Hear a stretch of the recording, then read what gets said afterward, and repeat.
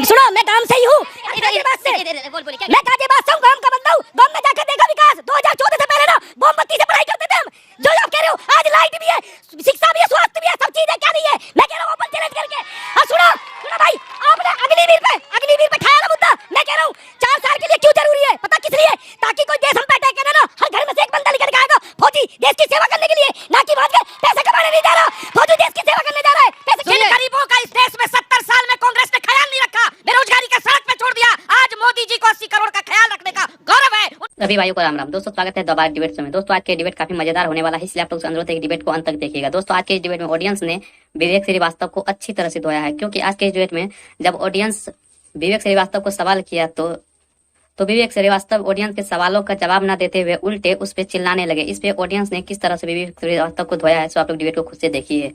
चलिए शुरू करते हैं। मेरा सवाल यह, आपने बोला कि मोदी जी पे क्या सवाल है आपका? मोदी जी पे सवाल है कि मोदी जी अभी तक इलेक्शन क्यों लड़ रहे हैं, फिर आपने नया चेहरा क्यों नहीं दिखाया? मोदी जी क्यों लड़ रहे हैं? मोदी जी तो भाई चेहरे हैं, तो मैं साथ दे दूंगा। सुधांशु जी खड़े होंगे तो हम साथ दे देंगे। ठीक है, आप आ जाइए। ओके भैया सुनिए, ये 100 साल से एक ही परिवार का चेहरा दिख रहा है, तो वहां भी तो कुछ सवाल करिए। मोतीलाल नेहरू 1930 में बने थे, तब से आज तक एक चल रहा है। हमारा तो साबित करके दिखा रहा है। और वो सुनिए, आउट पे आउट हो रहा है, कह रहा है मैं चुनाव नहीं लड़ूंगा, फिर भी यात्रा मैं ही निकालूंगा। 73 साल के हो गए, नहीं होंगे। देखिए एक गाना है, चेहरा ना देखो लेकिन चुनाव में चेहरा देखना पड़ता है। आप इतना हल्ला मचा रहे हैं तो पब्लिक को, जनता जनार्दन है, विजय चौक पे खड़े हैं, अपना चेहरा बता दीजिए कौन है। इंडिया अलायंस का चेहरा बताइए कौन है। सुन लीजिए, एक सिविलाइज्ड डेमोक्रेसी में जरूरी चेहरों की नहीं पॉलिसी की है। हमने 2004 में भी सरकार बनाई, मनमोहन सिंह प्राइम मिनिस्टर बने, लेकिन इलेक्शन लड़ा था नीतियों पे, बिना फेस के। आपको नेता चाहिए। पिनारी नेता में भगवान मत ढूंढिए, ऐसे कर रहे हैं। बोलिए पिनारी 73 साल की उम्र में मोदी साहब कहते हैं मुझे प्राइम मिनिस्टर की नौकरी चाहिए, लेकिन अग्निवीर 21 साल की उम्र में रिटायर होना चाहिए।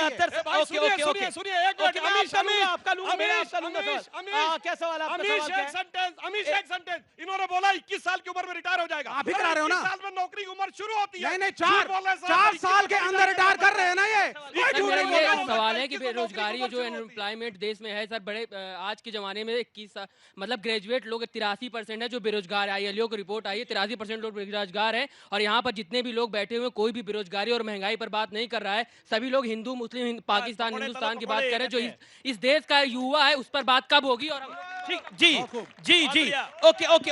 एक सत्यप्रकाश जी, क्या पॉलिटिक्स जो मुद्दे हैं, कभी मछली पे बात हो रही है, कभी आलू पूड़ी हलवा, पता नहीं किस मुद्दे पे बात हो रही है, कभी किसी विषय पे चला जाता है, कभी मोदी की हम मुंह तोड़ेंगे, मोदी के हम ये करेंगे, उस पे चला जाता है।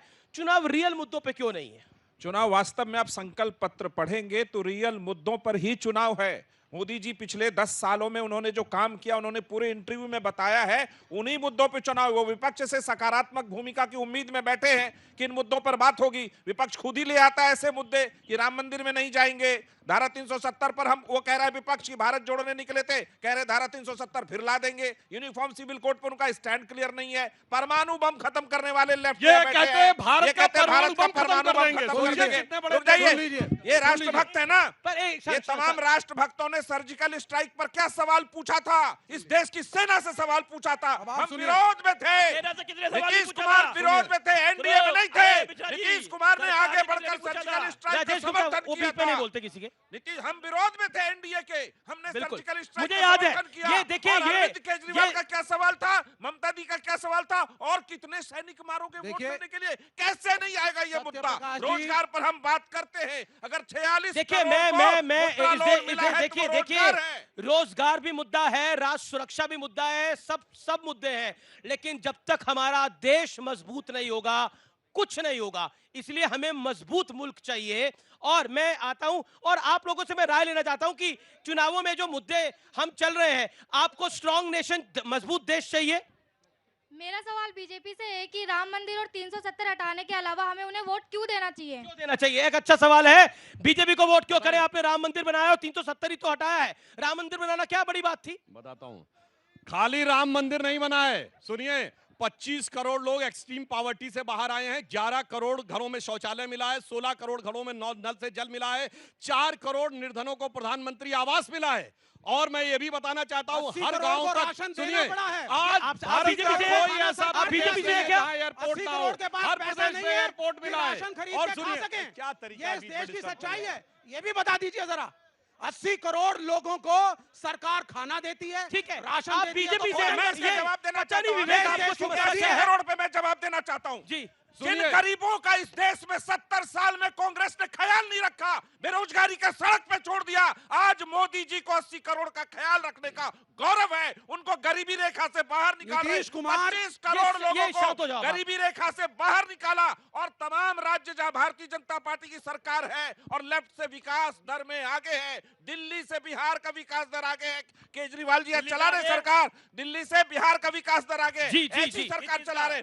देश में बेरोजगारी 3.1% दर बनाया, महंगाई की दर कम कर दी, दुनिया में भारत का डंका बज रहा है, इनको दिख नहीं रहा। ठीक है, ओके ओके ओके, एक सेकंड, भारत का डंका बज रहा है, आपको दिख नहीं रहा है। देखिए बस इनको मैं कह रहा हूँ ना, इनको हर 6 महीने में ये चश्मा उतार देते हैं, फिर ये इंडिया गठबंधन में आ जाते हैं।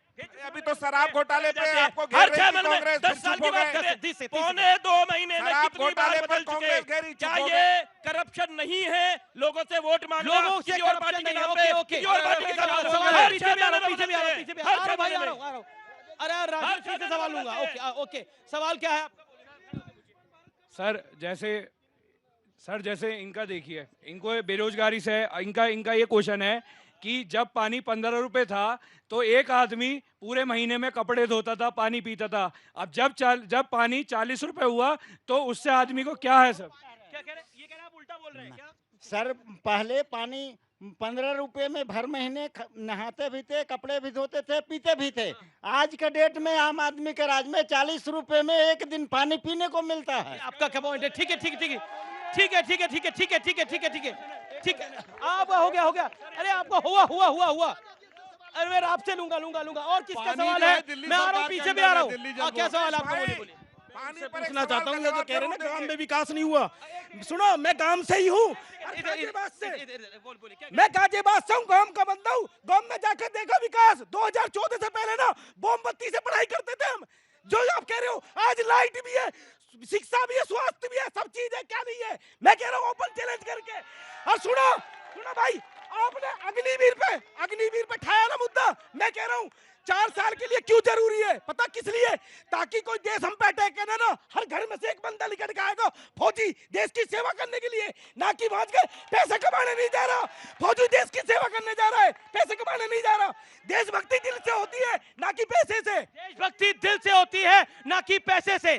देशभक्ति का जज्बा, ये विवेक बड़ा पॉइंटेड सवाल था। देशभक्ति दिल से होती है। जी, देशभक्ति दिल से होती है, इसीलिए हर वो व्यक्ति जो भारतीय सेना में जाए उसका सम्मान हो। 4 साल के बजाय उसको लंबी अवधि के लिए सर्विस करने दीजिए, उसके परिवार का ध्यान रखिए और वो फैसिलिटीज उसको दीजिए जो 70 साल से हम देते आए हैं। इसलिए हम अग्निवीर के खिलाफ हैं। दूसरी बात, आपने रिटायरमेंट की बात करी, मैं कह रहा हूं नेताओं की रिटायरमेंट की एज कब आएगी इस देश में? चाहे वो प्राइम मिनिस्टर हो या किसी दल के हो। पिनारी विजय कब रिटायर हो? 10 सेकंड। पार्टी के प्राइम मिनिस्टर से मेरी अपील है, रिटायरमेंट ले। 93 रिटायरमेंट ले। सच्चिदानंदन कब बने थे? सच्चिदानंदन 93 में सीएम बने केरल के। इनके पार्टी का कानून। ये क्या बोल दिया आपने? ये क्या बोल दिया आपने? ये क्या बोल दिया आपने? आपने बोल दिया, आप इन्होंने बोला, एक सेकंड, बिल्कुल इन्होंने बोला बड़ा इंटरेस्टिंग है। इन्होंने बोला रिटायरमेंट एज होनी चाहिए। पिनारी विजयन, लालू यादव, इनकी रिटायरमेंट एज निर्धारित करेंगे क्या? देखिए दोस्तों, इन जैसा प्रवक्ता हमेशा डिबेट में आते हैं, उल्टी पुल्टी बात करके अपने ही मुंह खा के निकल जाते हैं। आई होप कि आज का डिबेट आप लोग को काफी ज्यादा पसंद आया होगा। अगर पसंद आया हो तो एक लाइक एंड चैनल को सब्सक्राइब कीजिए। साथ में आप लोग कमेंट बॉक्स में अपनी राय जरूर लिखें। चलिए मिलते हैं कोई नेक्स्ट डिबेट में, तब तक के लिए जय हिंद, जय भारत, वंदे मातरम।